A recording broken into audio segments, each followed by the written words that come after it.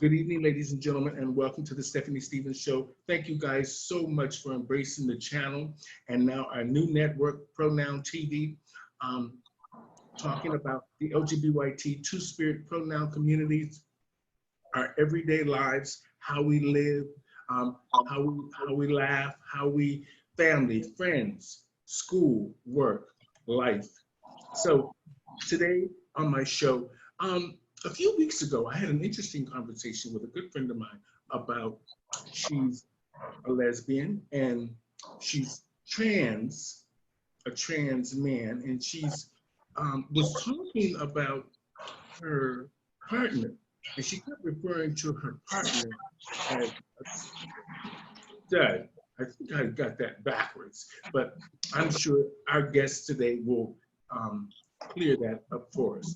Today, I invited one of the LGBT two-spirit pronoun community members on to talk about what it is to be a trans man, and identify as stud. So please welcome to the show today, Mr. J. Bess. Now, am I pronouncing it right? J. Perfect. Okay. Now, how do you identify? I identify as, most people call me a stud, right?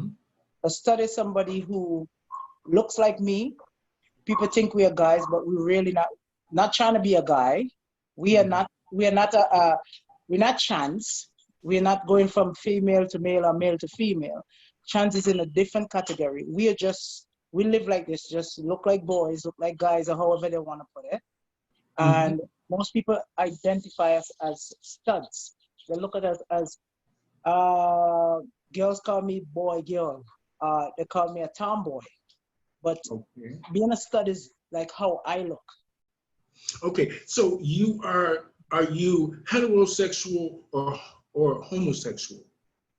If I'm heterosexual? Are you heterosexual or homosexual? Are you part of the LGBT two-spirit community? Homosexual. Okay. All right. So now you identify as male. No. I identify as a stud, meaning I'm a female who look like a male, but we are not changing nothing of our body. No removing nothing from our body, but we just look very masculine. Okay. So does this mean that you like men or women or both? I love women all the way. Okay. So have you ever been in a relationship with a man? Oh, definitely. I have 2 kids. Oh, I didn't even know that. I've known you all these years, and I didn't even know that. So what was that like to be married and end up having 2 children? What was that like? You know what? To be honest, I live for my family, more society-wise. A lot of us who is gay and we don't know how to come out to our family, we tend to pretend, and we tend to, cover up our true self. So I live that. And one of the things I did, because I knew who I was at a very young age, I would say going back, I knew I was gay from since I was like about 10. I knew I was attracted to the other sex, my sex. But along the way, I know I wanted kids. And because I know I wanted kids, I know I had not a choice. And I wanted to make sure that I was not confused. So I knew I wanted kids. And the only way I could have kids, and then coming from the island and coming from a family that is fully Christians all the way, it was very hard to be who you really want to be in the island, because again, in the island, they don't call you gay. They call you lesbians, all kind of names that not exist. Yeah. So I used to hide my sexuality, even though I was attracted to the same sex like myself. I used to hide it just because of my parents. And one day I decided, I say, you know what, I want to have kids. And I met my kid's dad, and I had 2 kids. I told him I needed 2 kids. All I want is 2 kids. I had 2 kids. And after the 2 kids, my daughter is turning 22. My son is turning 26. Oh my And, God. and I have three beautiful granddaughters. Oh, amazing. So I am not one of these studs who is gay and hate men. I love men. I embrace men. And after I have my kids, then I have an opportunity to come to Canada. And when I came to Canada, I decided, you know, I have to live for me. I have to start being for me. And then, unfortunately, which turned out to be good, my sister out me. Oh, those family members are something else, aren't they? Yeah, my sister out me to my parents. Oh, I hidden from my parents some months because not only that I felt like I disappointed them, I mhm. felt ashamed of who I was at that point because it bring me back in the stage like, what am I going to tell my kids? How am I going to tell my parents? Is my parents going to love me? Is my parents going to want to, own me as their daughter? How are they going to see me? I was so scared. Every time my parents call, I hide. I never used to want to talk. I haven't talked to them for months until my dad came to Canada, and I was with this woman, and he ended up coming. He stayed at my house, and I was praying to God for the train, for him to catch the train so he would go home. Mhm. Unfortunately, he missed the train. Oh. So now, let's. I want to just go back to your relationship with your husband. Was it a husband or just a Boy, hookup or just, friend? just a, no, just a boyfriend I had to be with, that I needed to make my kids with. Basically, Oh, a okay. sperm donor. Oh, okay. Now, did he ever try to convince you to change? My kid's dad, when I told him, he was one of the first person I actually came out and said it out of my mouth. Mm-hmm. And he tried to convince me in every way. He said, you could be with me and you could have a girlfriend. And I told him, I said, I love you, but it will be unfair. I cannot love you to be with you because Mm-hmm. I'm attracted to women. I can't be with you in that way. So he was trying to convince me all over this thing. Okay. Now, most of us as Black people, most of us come from some sort of a religious background, like you said, from a Christian background. Yeah. And of course, sometimes our aesthetics look differently than what sometimes the church would think of as normal. Because I'm sure some of the people in the church knew you were born female, but you look aesthetically like a male. Yeah. Today in the LGBT spirit pronoun community, they would call you a stud. Definitely. Now, how did you ever have any opposition? Because I want to be fair to Right. the church, and I want to be fair to people that understand that we do go to church, but we need to understand a little bit about, was there any opposition when you walked in the church? Let's say you didn't wear a dress, you wore a suit or something that looked very masculine. Mhm. I I had no choice. I used to wear dress. Then when I hit I think the first time my parents had an idea that I was gay. I was Mhm. going to this wedding and I went to my uncle because my uncle is a tailor, and I said I need a suit. I was 16. He said, what? I said I need a suit, I need a white jacket, I need a tie, I need boots and everything. And he's like, huh? I said, yeah, just build it for me. He said, okay. The day when I take it home to my mom looked at me, my dad looked at me. He said, that's what you're wearing? I said, yeah. He said, okay. Oh, okay. Yeah, my Now, brother was like, okay. now, do you have any brothers and sisters? I have two brothers, three brothers, and I have three sisters. I also have a gay sister also here in Canada. Oh, okay. Now, where are you actually from? I'm from a beautiful island called St. Vincent and the Grenadines. Okay. It's in the So Caribbean. that is that is where? In the Caribbean somewhere. Somewhere in the Caribbean, I can't remember. Okay. Near to, All right. near to Now, Barbados, Trinidad, That's where it is. Love inside it. Okay, so do you find that are the people open? Are there, first of all, is there an LGBT community in St. Vincent? At my time, no. Uh, I know it's illegal to still. It's still illegal for you to not, be a part of it. There's a law, I think, that passed in my country.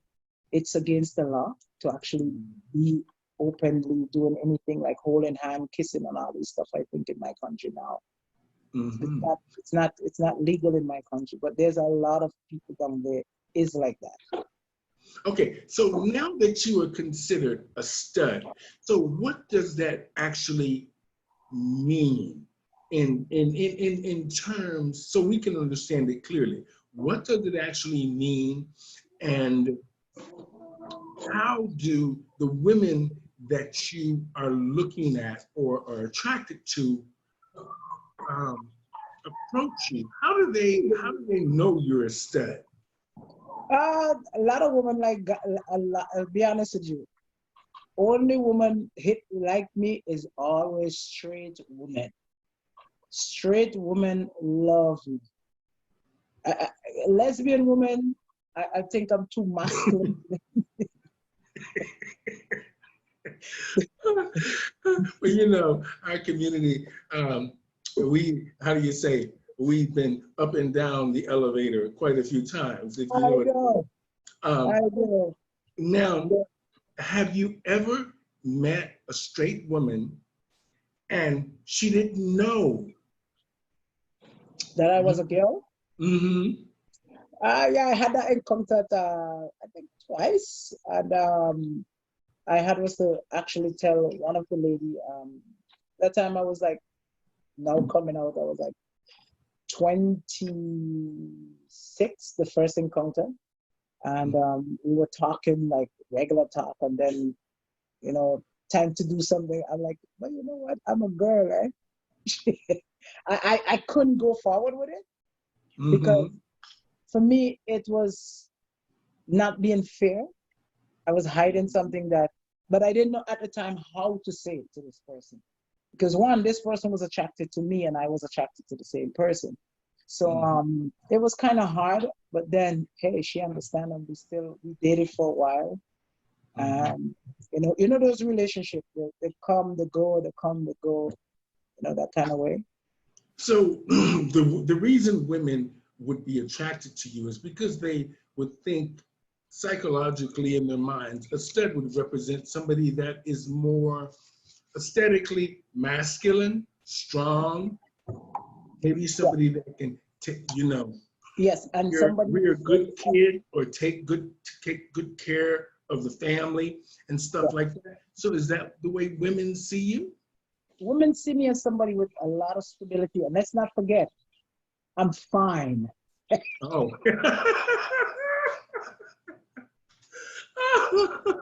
That's not, that's the, that's the, that's the key word. That's the key word right there, right? I'm fine. I have a lot of things going for me. I'm very, I have a lot of stability. I'm out of a lot of people here in the LGBTQ they're not as stable as me. They're not as grounded as me.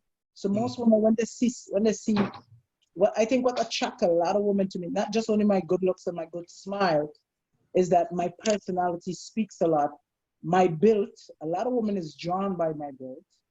And then conversation wise, when they get to know me and they get to figure out, oh, this person have the as we say, shit together, excuse my language.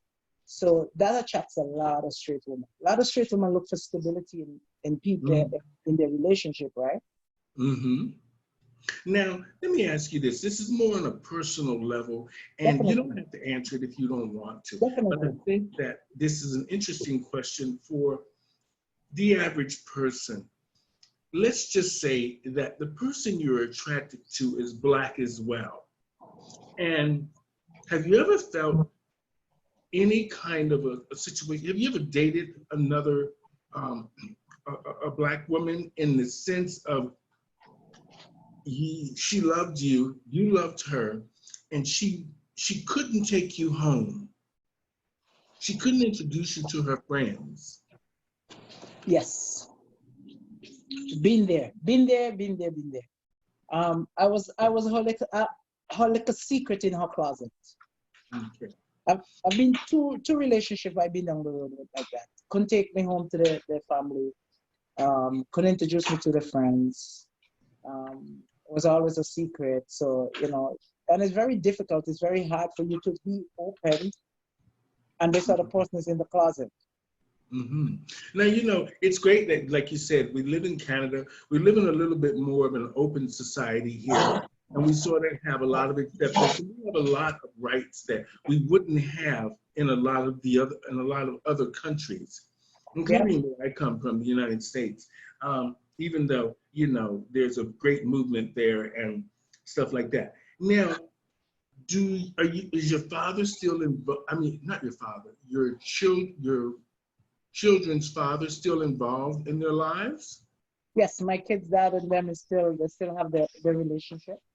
Mm-hmm. Now, let's just say, what's a typical day like for the Bess family? What is a typical day like? What happens during the day with, let's say, your two kids and all these grandkids and you're stable, things are going well? What's a typical day like for the family? My typical day, my kids, or the only one in me living together is my daughter, who's soon to leave, hopefully. Okay. Our typical day, I get up in the morning at 5:45. She's still in bed. I leave to go to work, put my dogs out. She takes them in, and I go to work, come back home about, say, 6, 7, Mm-hmm. and come back home. Maybe my daughter might be home or she gone to work. If she's home, we might have, a little conversation, and I might work out, might go for a walk or something. But my day is very laid back in my house because it's just me and my daughter. Okay. Now, let's just say, I want to ask just a few more sort of just little personal questions because I think that will Definitely. make a difference in some um, of the LGBT community lives in small towns that can probably relate to how you are and identify with the way you look. And, because a lot of I'm doing a show now in Ireland where they want me to teach a lot of the Black performers how to do makeup because there's nobody there to teach them because apparently Right. there's a lot of issues there. So I'm working on that. But what is it that you think is wrong with what has happened? What do you think has happened now that we are in this pandemic? And where does it put you in your workplace? Okay, for me in my workplace, my job and me, like I'm very secure. A lot of people can't say they're secure in the job. I am one of these person could say my job is very secure because my bosses and me, we get along very well, and I'm very straightforward with them, and they know what I like and what I don't like. As I don't know if you ever watch me speak at my live something, I'm very blunt. I don't stick people crap. I like when people come straight to me, tell me the truth, and we're good. So that's where me and my company, we have this understanding. We are very, very straightforward with each other. So, and I'm good at what I do. We have had many people that come and I have to train them. And a lot of people come and like, I drive for my company, and people that they send with me on my truck when I'm driving, for instance, they might damage something, I'll take the blame because I know I could go to them and say, okay, you know what? I damaged this. They're not going to fire me. They might just give me a lecture. Sometimes the things that they damage, it's very expensive. But I'll put myself under the bus for them because, this pandemic that's going on, everybody needs a job. That's So right. I could deal with my bosses, but these people can't. So I'll always take the bullet for them. So that's why I said for me, where this put me, I'll tell you what it made me realize. Life is so short and we don't know, what tomorrow bring forth. And we don't know where's the future. And we always have to be prepared for the unexpected. That's what it teaches. Now, you know, I find that amazing that you did that for them and you understand that people need a job. And that's a good thing. A lot of companies and a lot of other coworkers wouldn't have done that. I take my hat off to you for that, or I take my wig off to you for that. That's amazing. Now, I just want to ask just a few more questions. Definitely. Now, what is it, how is it when you meet other Black men that suspect that you are a woman? Oh, I'll give you, that's a perfect question. When I deal with men all day, every day. Every time I go on a site, I'll meet so much men. Majority of the men that try to give me a hard time is our Black brothers. Always our Black brothers try, because guess what? You're gonna find one and two of them will hit me up, trying to pick me up or whatever, but you know, I have to tell them, listen, I'm looking the same thing you're looking. So you looking something I'm looking at. Like we can't be looking like you can't be looking at me because I'm looking for what you're looking for. I love that. Oh, I tell them all the time, like we're the same boat, man. But what I find, if I go on a job where there's a Black supervisor, he tends to want to give me the hardest time. Why do you think that is? Why do you think that is? I think for Black men, a woman like me, it's a threat, a big threat. It's a huge threat for them. They see a woman like me, and they're like, whoa, not only that she looks like a guy, come on now, I'm cute. I'm gonna make you smile. I could take your wife, I could take your girlfriend. That's what goes off the head. Hey, I might take her home and she might take my girlfriend or my wife. A lot of Black men is what's the word? They're intimidated by me, if I think I use the right word. I intimidate a lot of Black men because it makes them feel less of a man, I think. I don't know why. Because when I go on a site, I get my stuff done. And the things that I do, Steph, a lot of women can't do it. Even though they like me, they can't do it. Now, you know, I'm glad that you said that because, you know, sometimes we have a hard time just saying it straight the way it is. And I like the way you said you just want it straight and you want straight talk and you want it just to be just laid out. And that's the way it is. I'm the way too. If somebody don't like something about me, you don't have to talk behind my back. Just tell me. And then we can go from there. Of course. It's great that you understand that these men are, you know, you understand them clearly. And that's a good thing from your stud point of view and your female points of view. So it's good to have those two choices because you have a real clear understanding of relationships and how to deal with people on an everyday level, which is a good thing. And sometimes us as the LGBTQ two-spirit community, sometimes we get hot-headed when somebody calls us a man, or, I mean, I know lots of the girls that will shut a club down if you call them a man, or somebody, call somebody out of their names. Here comes all the drama. Yeah. Are you in a relationship now? At this present time, not really. Not really. I'm getting to know somebody. Was married, but no longer. We're separated. So now I'm seeing somebody else. So far, so good. Okay. Now, this is more of a personal question. The same. Sure. Do you have any regrets about the decisions you've made to become Jay and like you said, you don't consider yourself a man? No, I don't consider myself, and I'm not trying to be one. And I put that out there all the time to people. I'm not trying to be a man. I'm not confused. I know I love women, most important. I'm very comfortable in my skin. I like the way how I look. I have no regrets of making the choices that I've made throughout my life, all the journeys that I've taken. with all the different women I've dated, I have no regrets. Well, You you know can't what? live on regrets. That's amazing. That's amazing. I'm the same way. My mother used to always tell me, and now I have this new agent in Los Angeles, and she's an old white lady, and she tells me all the time, don't look back there. Don't look back there. There's nothing back there.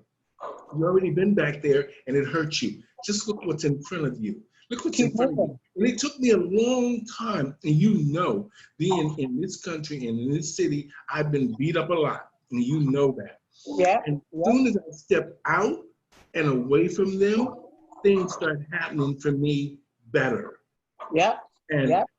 and I'm blessed that I stepped out in enough time to realize that I'm still healthy enough and still have a drive to get what I want.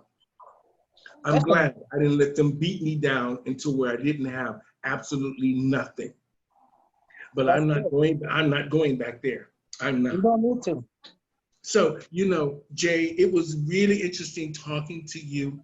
I hope that the relationship that you have work out well. I think things are going. One more question. It's very important. Now, you say your daughter is how old? She's turning 22. Okay, so she's not going. Is she going to school? She take a break from school. You know, they always want a break. I don't know why. Okay. I can never get a break. Why are they getting a break? I don't know. There might be a boy or a girl somewhere in the wings, if you know what I mean. Now, I just want to say it was great to see that you're a balanced person. And, you know, I am glad after all we went through. Oh, yeah. That we're doing much better these days. Of course. God has blessed us. And so I just want to say thank you for a great conversation. You cleared up a lot for us. I don't want to take up too much more of your time. I just want you to have a blessed week. Congratulations on a potential new relationship, a great job where you understand the people that you work for and they understand you, and the fact that you stood up for a lot of people that needed jobs. I take my wig off to you for that. I take my wig off for the fact that you had the courage to do this show for me, because you know, Black people sometimes don't like to step up, and I'm finding a lot of you guys are sharing your stories with me. So congratulations, Mr. J. Bess Stud. Get you some. Thank you, Jay. Thank you, Steph. It was great talking to you, and I will chat with you again. Hold on one second. I'm just going to close it out. Ladies and gentlemen, on the show today, I had Mr. J. Bess. He's from St. Vincent, and he's now living in Canada. He has a 22-year-old daughter that lives with him, and he's doing very well. He has a good job in this trying times of this pandemic, and he's trying to make the best of life, and he's looking maybe for a new relationship. So you ladies out there, look out. And I just want to say thank you guys so much for tuning into the Stephanie Stevens Show. Today we have Mr. J. Bess on explaining to us what stud meant, part of the LGBT two-spirit pronoun community. Everybody have a blessed week. Over and out. Thank you guys. Bye-bye. Bye, Jay. Bye, Steph. Thanks for having me. You're welcome.